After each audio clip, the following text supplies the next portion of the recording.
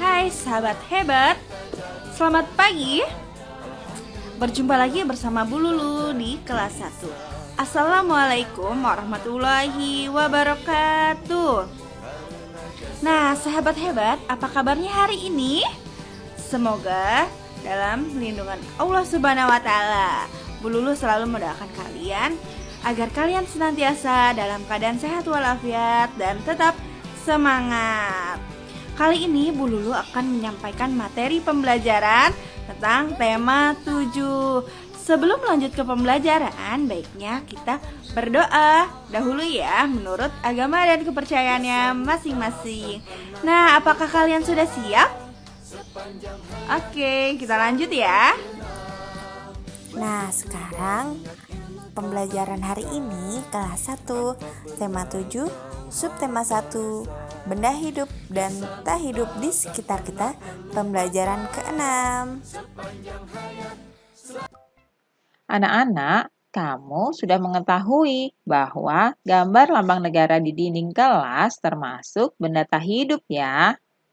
Kamu juga sudah mengetahui simbol dan juga bunyi sila keempat dari Pancasila.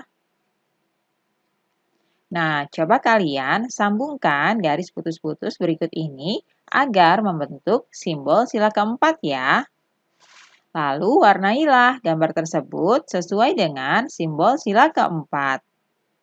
Kemudian kalian tuliskan bunyi sila keempat pada tempat yang tersedia ya. Nah, anak-anak, apakah kamu masih ingat ciri-ciri benda hidup? Coba kalian perhatikan ya gambar di bawah berikut ini. Anak-anak, benda hidup atau makhluk hidup memiliki beberapa ciri-ciri. Siapa yang masih ingat ya? Ya, benar sekali. Ciri-ciri benda hidup atau makhluk hidup diantaranya adalah bisa bergerak. Selain itu, benda hidup atau makhluk hidup juga dapat berkembang biak. Nah, anak-anak, apakah kalian juga tahu bahwa makhluk hidup atau benda hidup itu juga mengalami tumbuh? Benda hidup atau makhluk hidup juga memerlukan makan. Nah, kalian pastinya masih ingat ciri-ciri benda hidup atau makhluk hidup tersebut ya. Sekarang, coba kalian isilah titik-titik di bawah ini dengan menggunakan kata yang tersedia ya. Nah, kata-katanya adalah seperti berikut ini, yaitu berkembang biak, bergerak, membutuhkan makan, dan tumbuh besar. Nah, anak-anak, kalian diminta untuk mengisi titik-titik yang tersedia dengan kata-kata berikut ini ya. Yang pertama, di sini ada sebuah gambar. Nah, gambar ini merupakan gambar kuda. Kuda adalah salah satu contoh benda hidup atau disebut juga makhluk hidup ya. Pertanyaannya, aku tahu kuda disebut benda hidup karena titik-titik. Nah, kalian coba perhatikan. Nah, kalian cocokkan dengan 4 kata di atas berikut ini. Manakah yang sesuai dengan gambar yang tersedia? Apakah berkembang biak, bergerak, membutuhkan makan, atau tumbuh besar? Ya, benar sekali. Jawabannya adalah bergerak. Selanjutnya nomor 2.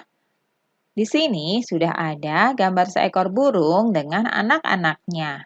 Aku tahu burung disebut benda hidup karena titik-titik. Nah, anak-anak, coba kalian cari kata yang tepat untuk mengisi titik-titik berikut ini ya. Kalian lihat dengan 4 kata yang terletak di atas berikut ini. Kalian cocokkan mana yang sesuai ya. Apakah berkembang biak, bergerak, membutuhkan makan, atau tumbuh besar? Kalian isikan ya. Berikutnya nomor 3. Di sini ada kucing. Kucing ini awalnya adalah kucing yang masih kecil. Namun kemudian seiring dengan bertambahnya waktu, kucing ini bertambah besar. Nah, pertanyaannya, aku tahu kucing disebut benda hidup karena titik-titik. Nah, kalian isikan ya.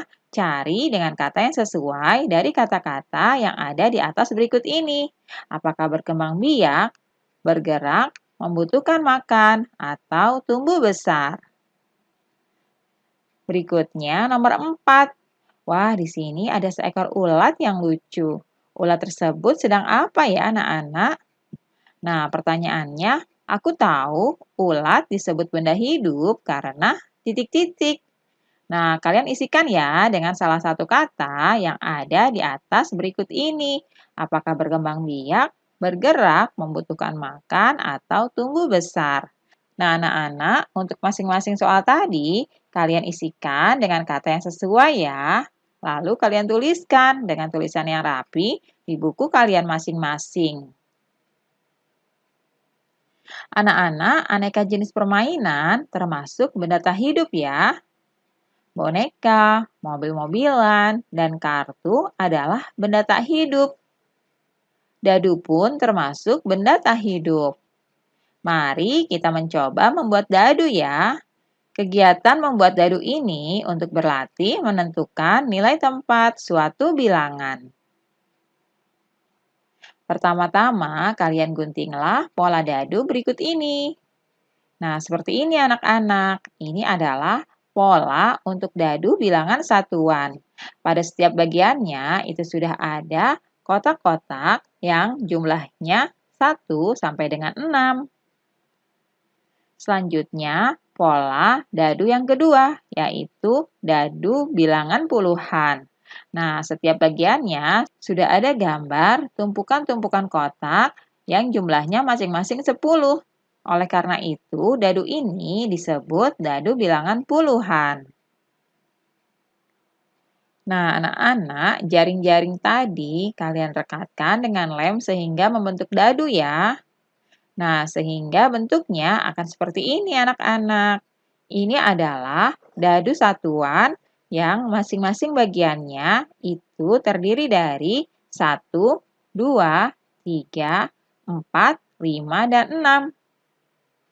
Selanjutnya, ini adalah dadu puluhan. Masing-masing bagiannya itu terdiri dari 10, 20, 30, 40, 50, dan 60. Nah, setelah membuat dadu, coba kalian lakukan kegiatan berikut ini ya. Yang pertama, buatlah kelompok dengan anggota 4 sampai dengan 5 orang. Kalian bisa ajak anggota keluarga kalian di rumah ya. Lalu siapkan 2 buah dadu bilangan puluhan dan juga satuan. Nah, kemudian tentukan pemain pertama yang akan menggulirkan dadu. Lalu lemparlah kedua dadu secara bersamaan. Kemudian tuliskan banyaknya bilangan satuan dan puluhan sesuai kolom yang tersedia ya. Anak-anak, kalian tuliskan nama dan bilangan pada tabel-tabel berikut ini. Nah, inilah tabel-tabelnya. Di sini sudah tersedia kolom-kolom, yaitu kolom puluhan, satuan, dan juga kolom bilangannya. Nah, untuk yang pertama, Bu Guru akan contohkan ya. Jika kalian sudah gulirkan dadu satuan dan puluhan secara bersamaan, dan kemudian misalnya kalian sudah mendapatkan untuk angka puluhannya itu adalah 2, sedangkan angka satuannya adalah 5, maka kalian tuliskan lambang bilangannya, yaitu 25. Nah, kalian tuliskan ya lambang bilangan 25 ini dengan nama bilangannya. Ditulis seperti berikut ya, 25. Nah, seperti itu anak-anak. Mudah sekali bukan cara memainkannya? Kalian gulirkan 2 buah dadu tersebut, yaitu dadu satuan dan juga dadu puluhan secara bersamaan ya. Nah, ketika kalian sudah mendapatkan berapa puluhan dan satuannya, lalu kalian tuliskan pada kolom-kolom yang sudah tersedia ya. Jangan lupa untuk menuliskan lambang bilangannya dan juga nama bilangannya. Nah, kalian bisa isikan pada tabel-tabel berikut ini ya. Tabel nomor 2, nomor 3, nomor 4, dan juga nomor 5. Nah, seperti itu ya anak-anak. Kalian tuliskan dengan rapi di buku latihan kalian. Nah, anak-anak, sambil bermain dadu, kalian juga belajar tentang nilai tempat, puluhan, satuan, dan juga kalian jadi tahu cara menuliskan lambang bilangan serta nama bilangannya. Nah, cukup sekian ya Kak untuk pembelajaran hari ini. Tetap semangat. Wassalamualaikum warahmatullahi wabarakatuh.